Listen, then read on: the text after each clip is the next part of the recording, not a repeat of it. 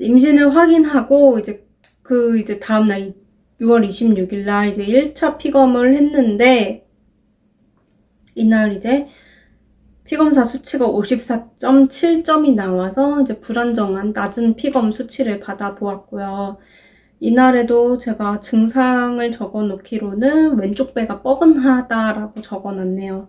그래서 이때도 살짝 그랬었고, 6월 27일 이날에도 밤 11시부터 왼쪽 배가 많이 땡겼어요. 그래서 통증을 5점 만점이라고 했을 때 통증 4점이라고 제가 적어 놓았어요. 그래서 좀 계속 저는 왼쪽에 뭔가 징후가 있었던 것 같기는 해요.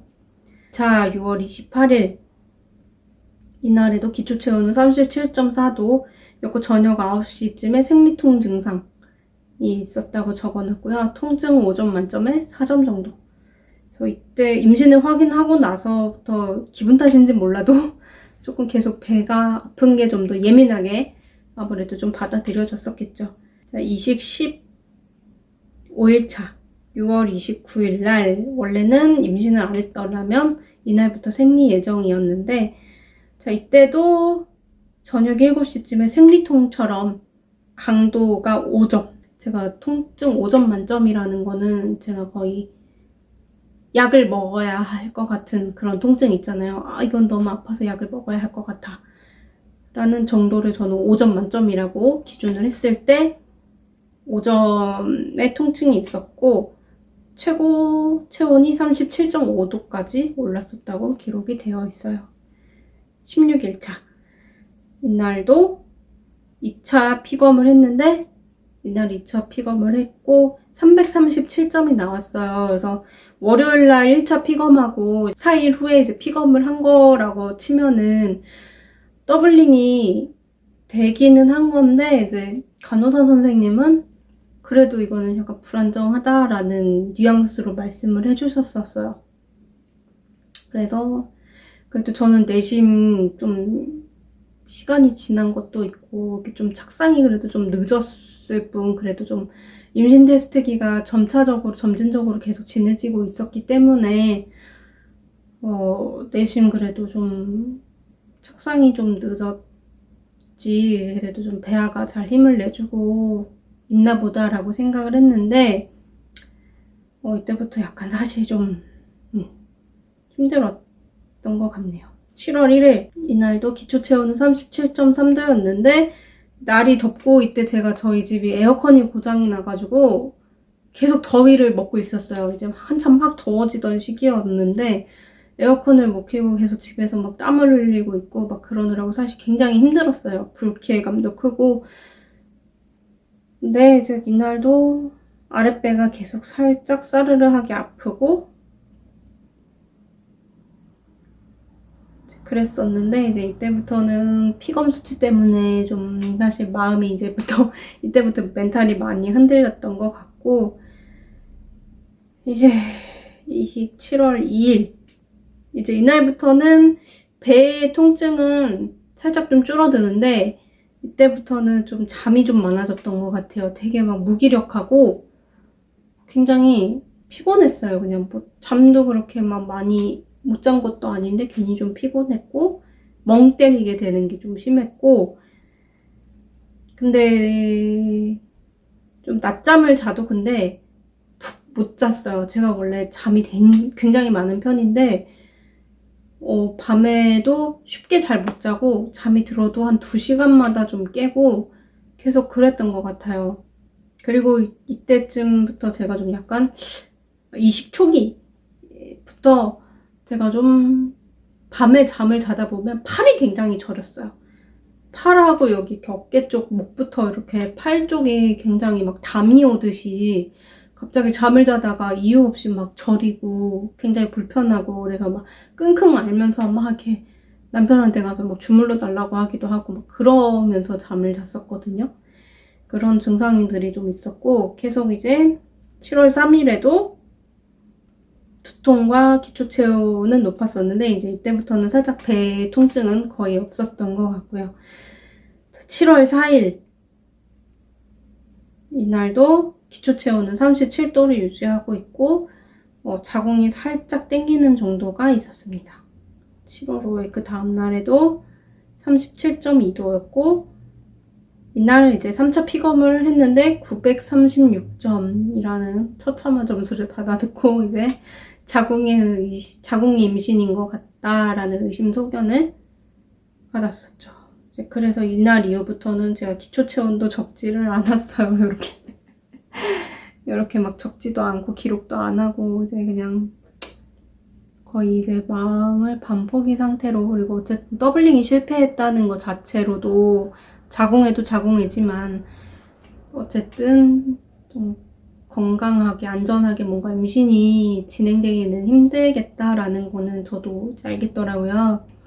그래서 처음에는 왜 이렇게 병원에서 수치 가지고 숫자에 불과한데 왜 이렇게 자꾸 수치 불안정 그러나 했는데, 아무래도 이제 전문가들과 그런 여러 가지 연구 통계 결과 이제 그런 것들에 의해서 이렇게 불안정하다, 안정권이 있어야 한다, 뭐 그렇게 얘기하는 거에는 다 이유가 있었다 싶네요. 근데 물론 낮은 수치에서 시작하셨어도 더블링이 잘 돼서 이렇게 건강한 아이를 출산을 하시는 분들도 많이 계시지만 저 같은 경우는 사실 예후가 좋지 못했었다라는 거.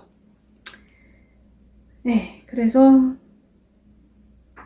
그렇게 시간들을 이제 보내다가 7월 8일 날 이제 피 검사를 한 번 더 해서 900점대의 점수를 1025점의 점수를 보고 자궁의 진단을 받고 MTX 주사를 받고 이제 시험관이 이날 시술은 종료가 되었고요. 이제 그 이후로 임신은 아직 사실 종결이 되지가 않은 상태라서 계속 또 MTX 주사 예후를 보면서 피검사를 계속 진행을 하고 있는 상태고요. 좀 전체적으로 정리를 좀 해서 말씀드리면 제가 느꼈던 임신 증상은 저 같은 경우는 배가 평소에 느껴보지 못했었던 복통이었다. 막 너무 아프거나 막 괴롭거나 막 떼굴떼굴 굴러다닐 정도의 복통은 아니지만 약간 새로운 느낌의 복통이었어요. 제가 어렸을 때부터도 좀 장이랑 위가 안 좋아서 갖가지 복통을 좀 많이 겪어봤는데, 그런데도 불구하고 생리통도 심하고요.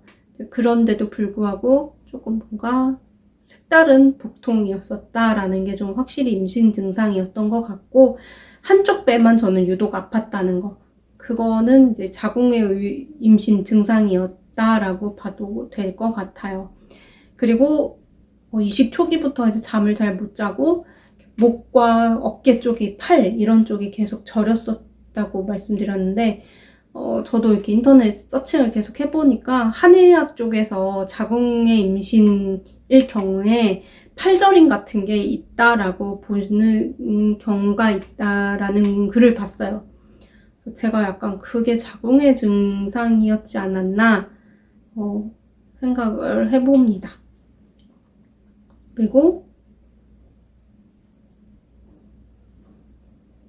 허리가 좀 많이 뻐근했었어요. 허리가 뻐근한 거는, 근데 저는 허리 디스크가 있어서 워낙에도 이제 아침에 일어나고 그럴 때도 허리가 굉장히 불쾌하기 때문에 그게 사실 저는 임신 증상에 제가 포함을 시켜도 되는지는 저 같은 경우에는 잘 모르겠어요. 근데 되게 허리가 그래도 좀 좋아지고 있는 상태였는데 갑자기 좀 안 좋아지기는 했었어요. 허리가 좀 많이 뻐근했고, 허리가 척추 쪽이 불편한 게 아니라 허리 근육 쪽이라고 해야 되나? 그쪽이 좀 사실 좀 많이 뻐근했었기 때문에 그것도 어쩌면 자궁 쪽에 자극이 가면서, 착상으로 인해서 자궁에 자극이 가면서 있었던 증상은 아닐까 싶기도 합니다. 그리고 저 같은 경우는 자궁의 진단을 받기는 했지만 저는 진짜 출혈이 거의 없었어요. 그 이식하고 나서 한 2번 정도만 크리논겔 정에 살짝의 소량이, 정말 한 방울의 피 정도만 묻어나고, 질정 찌꺼기에 이렇게 아주 연한 그런 딸기우유빛의 그런 찌꺼기만 봤을 정도였기 때문에 저는 착상혈도 딱히 못 받고 자궁의 임신으로 인한 출혈도 딱히 의심할 만한 게 없었던 것 같아요. 그리고 자궁의 임신인 경우에 이제 좀 아기집이 위치를 잘못 잡아서 점점 성장하는 과정에서 난관이나 나팔관이 터질 수 있어서 굉장한 통증을 수반한다고 하죠. 근데 저는 통증도 그렇게 크게 없었다는 점, 그런 점에서 저의 경험을 좀 나눠드리고자 했습니다. 아직은 제가 MTX를 맞고 임신의 종결을 완료짓지 못한 상태이기 때문에 계속 이렇게 이런 식으로 제가 조금씩 이야기를 들려드리도록 하겠습니다. 요즘은 그리고 자궁의 임신이 사실 좀 많아졌대요. 예전에는 전체 임신의 1, 2%만 자궁의 임신일 정도로 굉장히 드문 일이었는데 요새는 환경적인 요인도 그렇고 이제 난임 인구도 좀 많아지고 노산인 경우도 많기 때문에 아무래도 자궁의 기능이 약해지면서 이제 그 배아가 이렇게 자궁 속에서 자리를 잡지 못하고 있다가 이제 엉뚱한 곳에 자리를 잡게 되는 경우도 있다라고 하시더라고요. 근데 저 같은 경우는 특히 왼쪽에 디스크가 저는 있어요. 그래서 그 나팔관 조영술을 했을 때 저 같은 경우는 왼쪽 난관이 거의 막혀가고 있었어요. 그래서 다행히 뭐 생리를 하거나 이제 그러는 데에는 아직 기능은 좀 하지만 건강하지는 않다라는 소견을 받았었는데 이제 하필 이거는 제 개인적인 의견이지만 그쪽 왼쪽에다가 이식을 해주셨다고 하셨었어요, 선생님이. 그래서 약간 좀 뭐 굳이 제가 이렇게 뭐 추측을 해보자면 약간 안 좋은 쪽에 좀 그 총체적인 난국이 되지 않았었나, 약간 그런 생각도 조금 해봅니다. 그리고 자궁의 임신이 한번 생기면 또 다음에도 재발할 가능성도 높다고 하죠. 그래서 좀 사실 또 다시 시험관을 도전하는 게 사실 걱정도 많이 되는데 두렵기도 너무 두렵고, 또 주사 맞고 또 이렇게 만약 임신이 돼도 또 그렇게 불우한 일을 또 겪어서 또 이런 과정을 또 겪어야 한다면 굉장히 슬픈 일이잖아요. 힘들 것 같아서 많이 걱정이 되기는 합니다. 근데 일단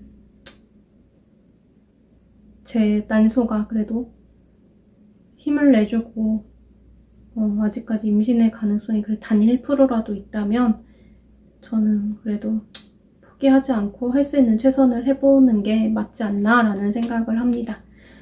그래서 자궁의 임신 MTX 또 뭐 착상 증상 이런 것들 궁금해하셔서 찾아오셨을 예비 산모분들께 응원의 말씀 전해드리고 모두 건강하게 마음과 몸을 잘 지켜내시길 바라겠습니다. 감사합니다.